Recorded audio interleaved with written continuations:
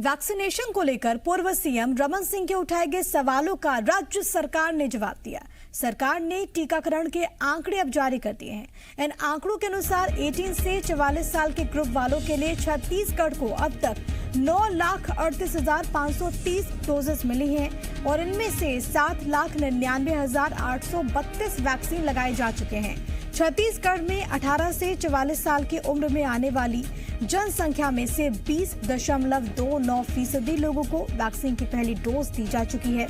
छत्तीसगढ़ सरकार के अनुसार ये आंकड़े इस आयु वर्ग में देश की कुल जनसंख्या को दी गई पहली डोज के औसत से 13.51% ज्यादा है।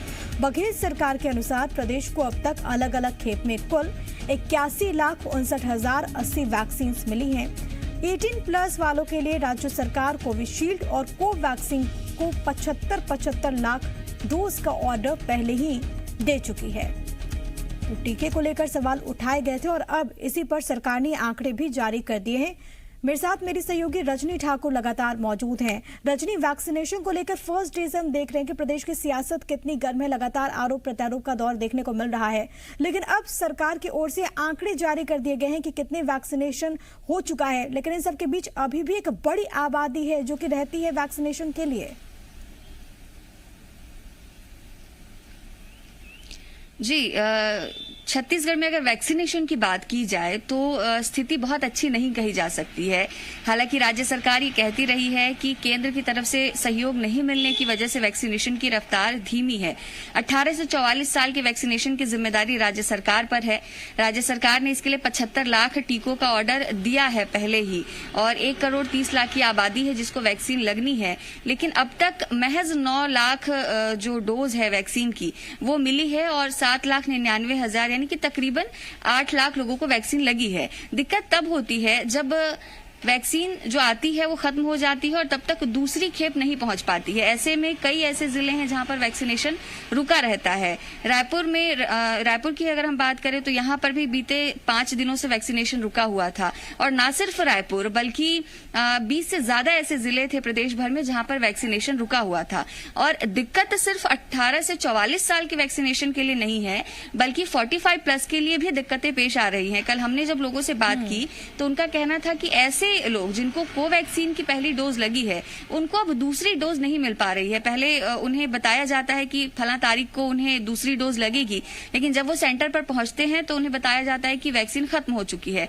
दूसरी डोज काफी जरूरी है, क्योंकि जिनको पहली डोज नहीं लग रही है वो तो चिंता की बात है ही, लेकिन जिनको दूसरी डोज समय पर नहीं लग पा रही है उनको लेकर भी राज्य सरकार को चिंता करनी होगी। तो ये लगातार दिक्कतें पेश आ रही हैं। स्वास्थ्य मंत्री ये कहते रहे हैं कि केंद्र को कमान जो है वो अपने हाथ में लेनी चाहिए और राज्यों को उनकी जरूरत के अनुसार वैक्सीन देना चाहिए, क्योंकि हमने ऑर्डर किया है उसके बावजूद भी समय पर हमको वैक्सीन नहीं मिल पा रही है और इस वजह से ही ये तमाम दिक्कतें जो हैं वो आ रही हैं। तो देखना ये होगा कि सियासत अपनी जगह है, लेकिन जो आम लोग हैं जो वैक्सीन के इंतजार में हैं उनको कब बेहतर तरीके से और सुचारू रूप से वैक्सीन मिल पाती है। बहुत धन्यवाद रजनी आपका, दोनों खबरों पर विस्तृत रूप से जानकारी दर्शकों तक साझा करने के लिए, पहुंचाने के लिए।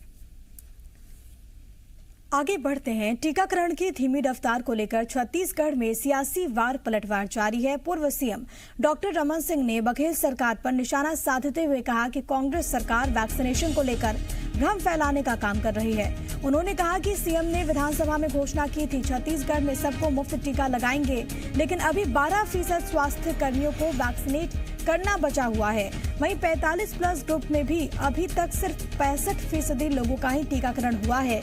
18+ का टीकाकरण पूरे प्रदेश में लगभग बंद है। पूर्व सीएम ने आरोप भी लगाया है कि बघेल सरकार के खराब प्रबंधन की वजह से टीकाकरण प्रभावित हुआ है। केंद्र सरकार ने अब तक प्रदेश को 90 लाख टीके दिए हैं, लेकिन राज्य सरकार जानबूझकर एक माहौल बनाकर पीएम मोदी को निशाना बनाकर उन पर आरोप लगा रही है। 40 साल से अधिक वाले टीकाकरण, भूपेश सरकार का प्रबंधन कितना खराब है। 4 जून के आंकड़े आपको मैं बताना चाहूंगा बहुत स्पष्ट रूप से। 65% लोगों का ही टीकाकरण हुआ है। जो सरकार को निःशुल्क में, मुफ्त में केंद्र सरकार के द्वारा टीका मिला, उसमें सिर्फ 65% का ही टीकाकरण हुआ है, जबकि केंद्र सरकार ने उसको उपलब्ध करा दिया। जो केंद्र सरकार ने मुफ्त टीके दिए, उसके बावजूद स्वास्थ्य कर्मियों को अभी तक 12% टीकाकरण नहीं हो पाया 4 जून तक। अब जब मुफ्त में टीके हम केंद्र ने दिया है तो स्वास्थ्य कर्मियों को जो टीकाकरण हो जाना चाहिए। फ्रंटलाइन वर्कर, इनके भी टीकाकरण की पहली खुराक अभी पूरी तरीके से नहीं दिया जा चुका है, सिर्फ 86% पहली खुराक मिली है।